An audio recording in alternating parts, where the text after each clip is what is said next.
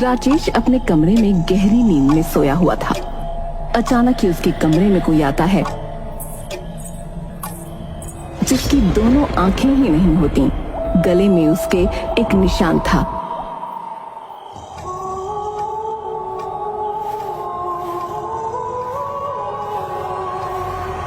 तभी राजेश की नींद खुल जाती है और वो उसे देखकर घबरा जाता है।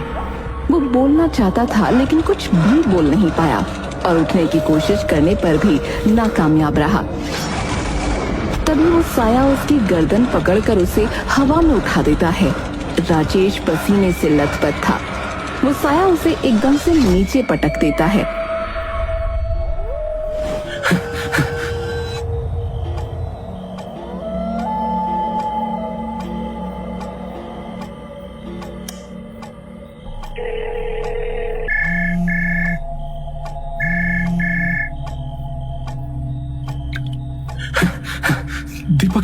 दीपक वो फिर से आ गई। कौन आ गई यार? फिर वो अपने सपने के बारे में दीपक को सारी बात बताता है। अरे यार तू भी ना कुछ ज्यादा ही सोचता है। एक सपना ही तो था बस।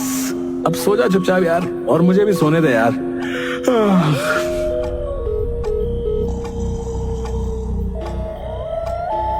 राजेश घबराया हुआ लाइट चालू करके फिर से अपने बिस्तर पर सो जाता है।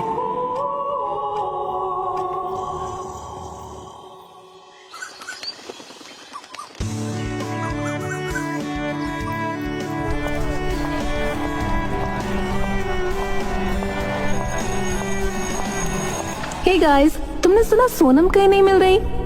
राजेश, दीपक और रजत तीनों एक दूसरे की तरफ देखते हैं। तो क्या हुआ? बड़े घर की बेटी है, होगी अपने किसी बॉयफ्रेंड के साथ। और राजेश रात वाले सपने के बारे में अब किसी से कुछ बात नहीं करता, लेकिन वो दिन भर बहुत परेशान सा था। ए गाइस, मैं तो आज रात 24/7 पब में जा रहा हूँ। तुम में से कोई चलेगा?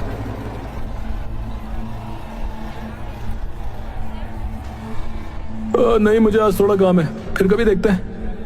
अच्छा, और राजेश तू?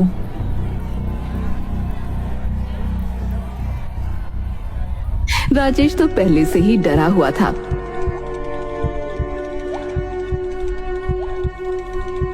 इसलिए वो भी मना कर देता है।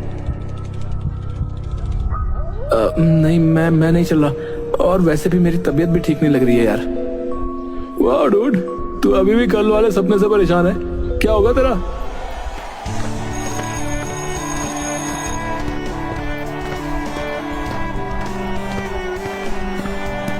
फिर दीपक अपने प्लान के मुताबिक 24/7 पब में जाता है।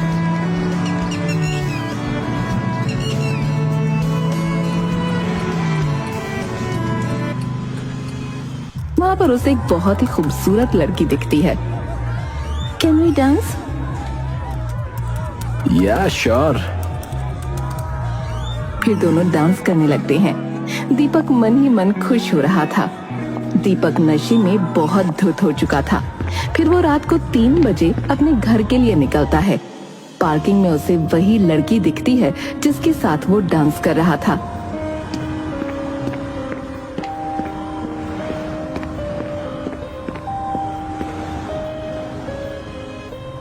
लगता है आप टैक्सी का वेट कर रही हैं, पर इतनी रात को यहाँ आपको कोई टैक्सी नहीं मिलेगी। आप चाहें तो मैं आपको ड्रॉप कर सकता हूँ। श्योर।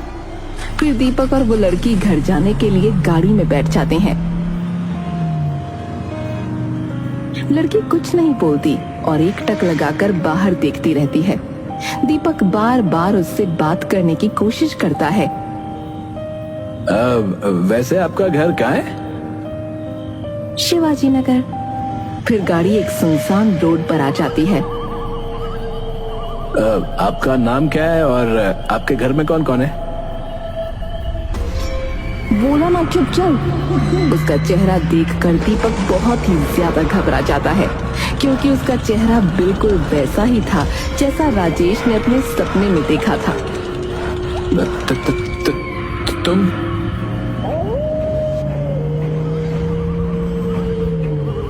फिर दीपक गाड़ी का गेट खोलने की कोशिश करता है, लेकिन गेट नहीं खुलता। तुम्हें क्या लगा था कि तुम बच जाओगे? तुमने मेरे साथ जो किया उसकी सजा तुम्हें नहीं मिलेगी। मुझे मुझे माफ कर दो, मुझे माफ कर दो।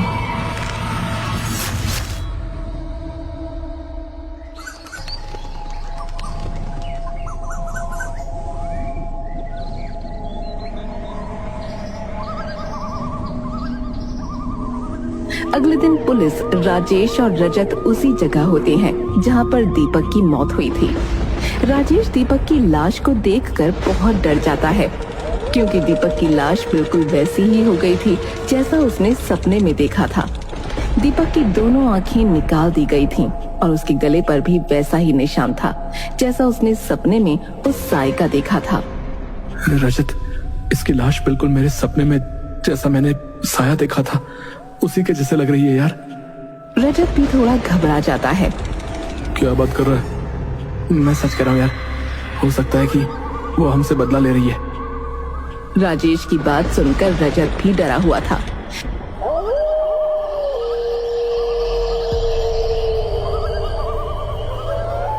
वो रात को अपने कमरे में सो रहा था, तभी उसे किसी की गेट खटखटाने की आवाज आती है।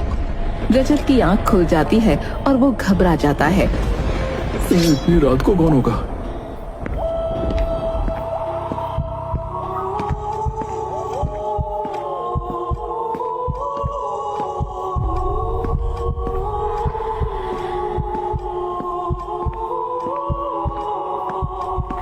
रजत दरवाजा खोलता है पर सामने कोई नहीं था।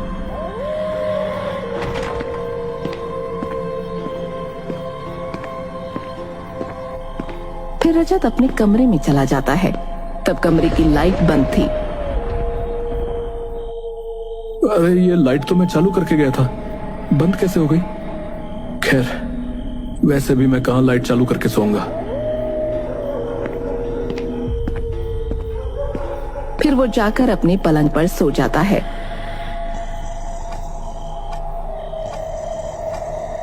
जैसे ही वो करवट बदलता है और अपना हाथ आगे करता है, उसे किसी के होने का एहसास होता है। वो जैसे ही अपनी आंखें खोलता है, उसे भी वही चेहरा दिखाई देता है और बाहर आकर अपने फोन से राजेश को सारी बातें बताता है। तू फिक्र मत कर, मैं अभी वहां पहुंचता हूँ। रजत जैसे ही फोन रखकर पीछे पलटता है तो वही चेहरा उड़ते हुए उसकी तरफ आगे बढ़ता है।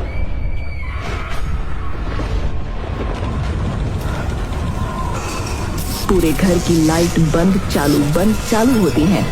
रजत अपनी जान बचाने के लिए घर से बाहर भागने की कोशिश करता है।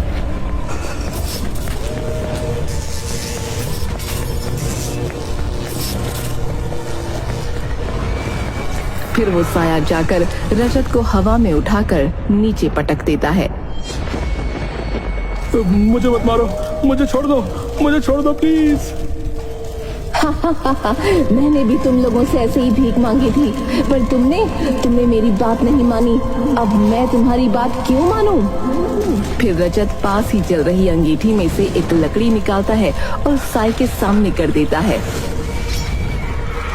तब वो साया गायब हो जाता है।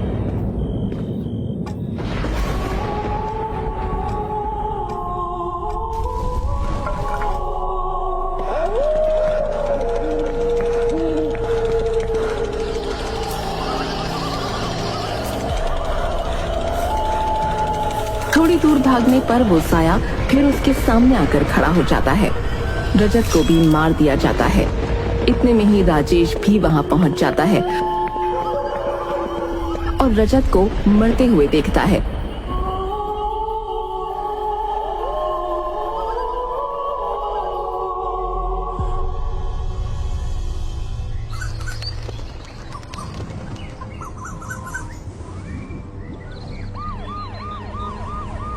अगले दिन पुलिस उस जगह पर थी जहां रजत की लाश थी।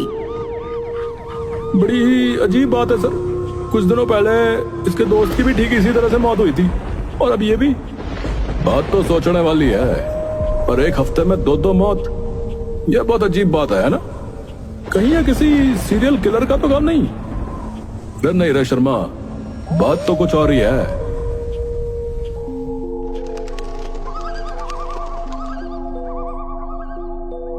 इस वक्त राजेश अपने घर में बैठा था। ये मैंने क्या कर दिया? अब वो मुझे भी नहीं छोड़ेगी।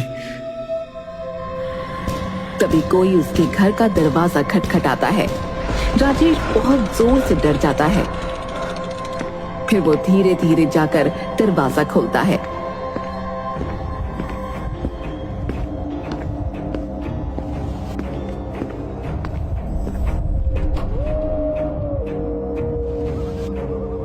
तो देखता है कि सामने पुलिस खड़ी है।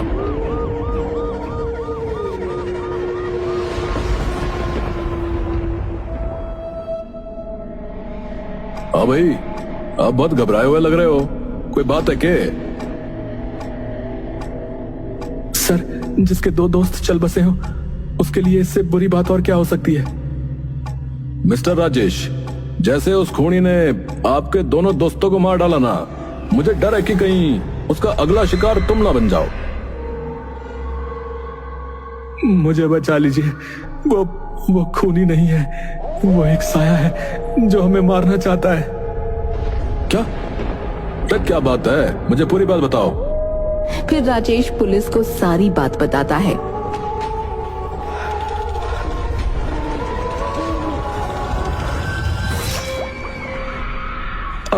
अब वो मुझे भी नहीं छोड़ेगा। अरे आप फिक्र मत कीजिए, हम आपको पूरी पुलिस प्रोटेक्शन देंगे। और हाँ, जितना हो सके उतना आप भी भीड़ भाड़ वाली जगह पर रहने की कोशिश करिए। अगले दिन राजेश कॉलेज चला जाता है, जहाँ पर राजेश को मीनाक्षी मिलती है। राजेश, हमारे ग्रुप के 2 लोग मारे जा चुके हैं और सोनम, उसका तो कुछ पता ही नहीं। अब बचे हम दोनों, तो क्या? नहीं, तुम नहीं, सिर्फ मैं। अब अगली बारी मेरी है मीनाक्षी। क्या मतलब? हाँ मीनाक्षी, और ये जो दीपक और रजत का खून हुआ है ना, इसके पीछे कोई और नहीं, सोनम की आत्मा ही थी। क्या? सोनम पर वो तो काफी समय से लापता है। लापता नहीं है, वो मारी जा चुकी है। उस दिन जब सोनम को अपने किसी कजन की बर्थडे पार्टी में जाना था और वो जल्दी कॉलेज से निकल गई थी, तब हम तीनों भी उसका पीछा करते हुए चले गए थे और उसकी कार को लोड स्ट्रीट पर रुकवाकर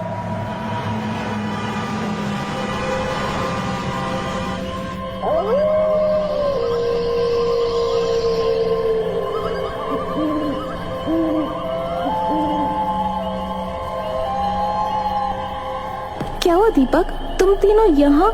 कोई प्रॉब्लम है क्या? फिर दीपक और राजेश दोनों जाकर सोनम के हाथ पकड़ लेते हैं और उसकी कार की चाबी ले लेते हैं। ये क्या कर रहे हो तुम? छोड़ो मुझे जाने दो। अरे जाने कैसे दें? अभी तो हमें और भी पैसा वसूल करना है तुमसे। तुम्हें क्या लगता है हमने तुमसे ऐसी दोस्ती कर ली? तुम जैसी बेवकूफ लड़की हमने कभी नहीं देखी।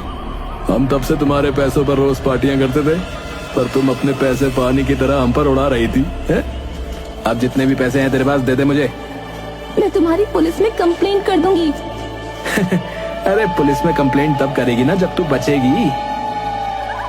उसके पर्स में से सारे पैसे निकाल लेता है। मुझे छोड़ दो, मुझे जाने दो।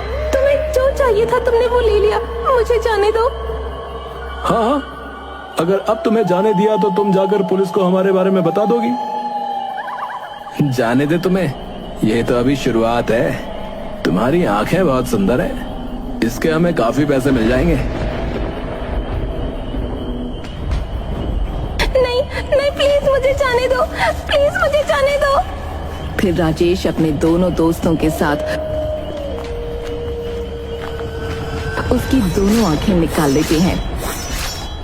सोनम जोर जोर से चीख रही थी, मुझे जाने दो प्लीज, मैं किसी से कुछ नहीं कहूंगी। फिर राजेश सोनम का गला पकड़कर उसे हवा में उठा देता है और तब तक नहीं छोड़ता जब तक कि वो मर नहीं गई। और फिर उसकी लाश को लोटस स्ट्रीट में एक बड़े से पेड़ के नीचे दफन कर दिया। तुम इतने घटिया हो सकते हो, मैंने कभी सपने में भी नहीं सोचा। मुझे माफ कर दो मीनाक्षी। मुझसे माफी मांगने से क्या होगा? गलती तो तुमने सोनम को मारकर की है। और मीनाक्षी वहां से चली जाती है।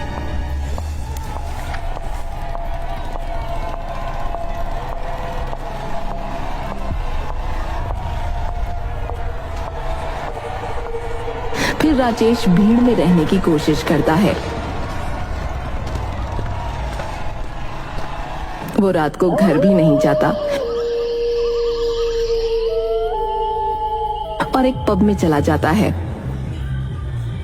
थोड़ी देर बाद वो वॉशरूम जाता है। तब शीशे में उसे सोनम की आत्मा दिखती है।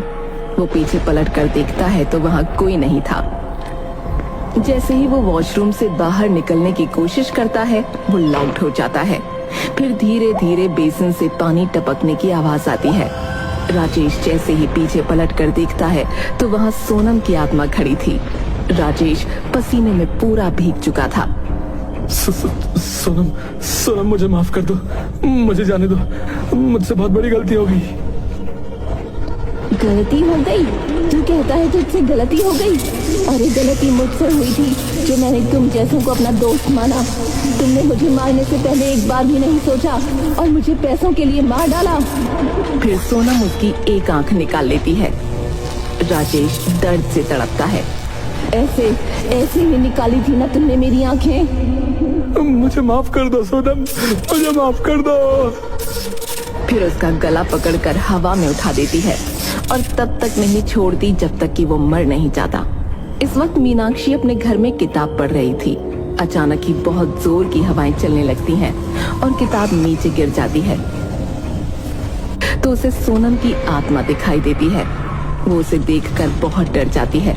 सोनम, मुझे राजेश ने सब कुछ बताया कि कैसे उन्होंने तुम्हें मारा, पर मेरा विश्वास करो, इस सब में मेरा कोई हाथ नहीं था। मुझे पता है मीनाक्षी, बस मैं तुमसे आखिरी बार मिलने आई थी और मेरी तुमसे एक विनती है कि मेरी लाश का अंतिम संस्कार करवा दो और मेरे घर वालों को मेरी मौत की खबर दे दो। तुम्हारा बड़ा एहसान होगा मुझ पर। रात को पब में पुलिस आ जाती है। सर, ये तो वो राजेश है ना? उसने इसे भी मार डाला। बड़ा बेरहम साया है, अब न जाने किस किस की जान लेगा। तभी वहां पर मीनाक्षी भी आ जाती है और वो पुलिस को सारी बातें बता देती है। क्या? हाँ इंस्पेक्टर साहब, और उसकी लाश लोटस स्ट्रीट में एक पेड़ के नीचे दफन है।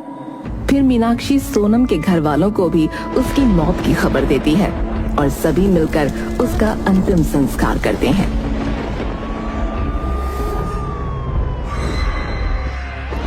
अरे शर्मा जी, ये पहला केस था जिसमें मुलजिम को सजा मरने वाला खुद देकर गया हो। खैर, जैसा करोगे वैसा तो भरना ही पड़ेगा ना भाई। केस क्लोज करवा दो।